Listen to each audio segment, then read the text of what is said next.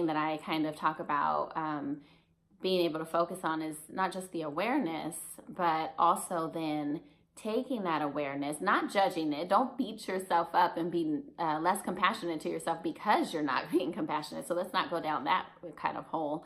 But, you know, start making, once you notice it, practice being aware of it, and then start trying to each time make a change, do something different, you know, identify a kinder way of saying that to yourself or a better way of saying that to yourself. If you're saying, I'm slow. I hear teenagers say that a lot, but I'm slow. Or if you say, you know, I can't do this, you know, change that up. Like, you got this, you can do this. Tell yourself that.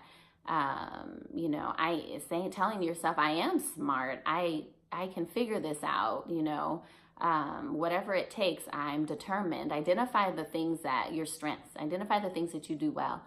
Let yourself know that. So these are not false statements to yourself. This is not, you can't trick yourself. You know you. We all have things that we could work on. Everyone does.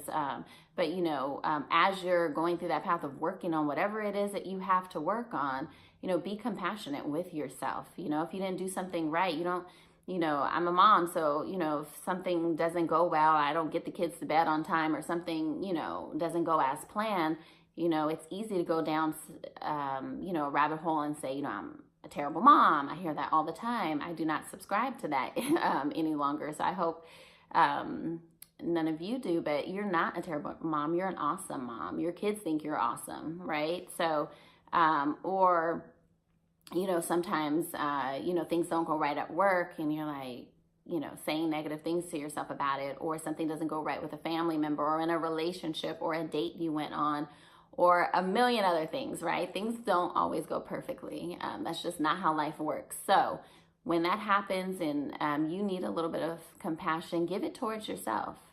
I know we seek other people out for that, but you also need to do that for yourself, because you know, the only person that you will always be around and never be able to get away from is you. So treat yourself well. Be compassionate. Give yourself kind words. You know, would you want to actively seek out people who say mean things to you all day long? You know, every mistake you make, they point it out.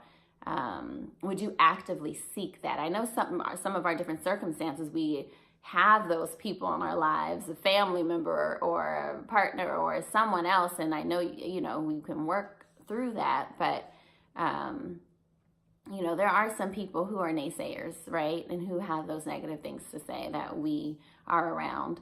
However, do you pursue being around those people? Do you enjoy it?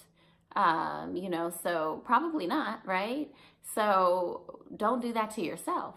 You are with yourself all the time. You're the only person with you all the time. So be kind to yourself, you know, say those positive words of encouragement to yourself, boost yourself up, motivate yourself, you know, help yourself feel better. And just be kind to yourself. You know, all of this can lead to being happier, boosting your self-esteem, and just feeling overall great about your life and your relationships and your goals and everything else that you're working towards.